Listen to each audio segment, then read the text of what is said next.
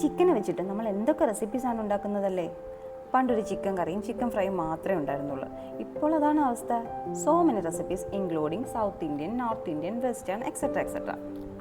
നമുക്ക് ഒരു ഹരിയാലി ചിക്കൻ പിടിക്കാം, അതും എയർ ഫ്രയറിൽ. ഒരു നോർത്ത് ഇന്ത്യൻ ഡിഷാണ്. പഞ്ചാബി അല്ലെങ്കിൽ ഒരു മുഗൾ ക്യുസീനിലെ ഇൻഫ്ലുവൻസ് ആണ് ഇതിന് കൂടുതലുള്ളത്. ആദ്യം ഞാനിവിടെ 2 ലെഗ് പോർഷൻസ് ആണ് എടുത്തിരിക്കുന്നത്. കുറച്ച് വലിയ പീസാണ്. ഒരു മിക്സിയുടെ ജാർ എടുത്തിട്ട് അതിലേക്ക് 5 to 6 ഗാർലിക്, ഗ്രീൻ ചില്ലി ഒരു 3 എണ്ണം, ജിഞ്ചർ ഒരു 3 സ്മോൾ പീസസ്, കുറച്ചധികം മല്ലിയില, പുതിനയില, കറി ലീവ്സ്, എന്നിട്ട് ഒരു 1/4 കപ്പ് തൈര് ആഡ് ചെയ്യുന്നുണ്ട്. ഇത് നന്നായിട്ട് അരച്ചെടുക്കുക. ഇത് ഒരു ബൗളിലേക്ക് ഒഴിക്കുക.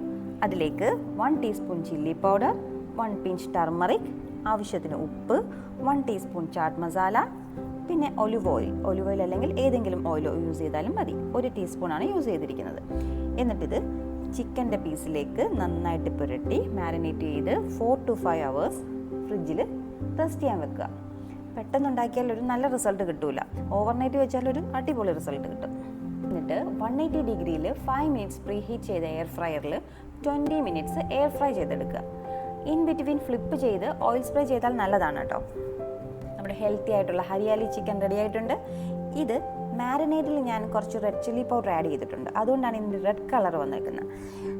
അത് ഓപ്ഷണലാണ്. അത് വേണമെങ്കിൽ ആഡ് ചെയ്താൽ മതി. അല്ലെങ്കിൽ ഈ ചിക്കൻ ഗ്രീൻ കളറിലാണ് ഉണ്ടാവുക. കളറിലൊന്നും കാര്യമില്ല, ടേസ്റ്റ് നന്നായാൽ മതി. ഇത് എയർ ഫ്രയറിലല്ലാതെ നോർമൽ ഒരു പാനിൽ വെച്ചും ചെയ്തെടുക്കാവുന്നതേ ഉള്ളൂ. സോ ടേസ്റ്റി ആൻഡ് ഹെൽത്തി ആയിട്ടുള്ള ഹരിയാലി ചിക്കൻ റെഡി ആയിട്ടുണ്ട്. എല്ലാവരും ട്രൈ ചെയ്ത് നോക്കൂ. It's me Fousiya Yusuf signing out.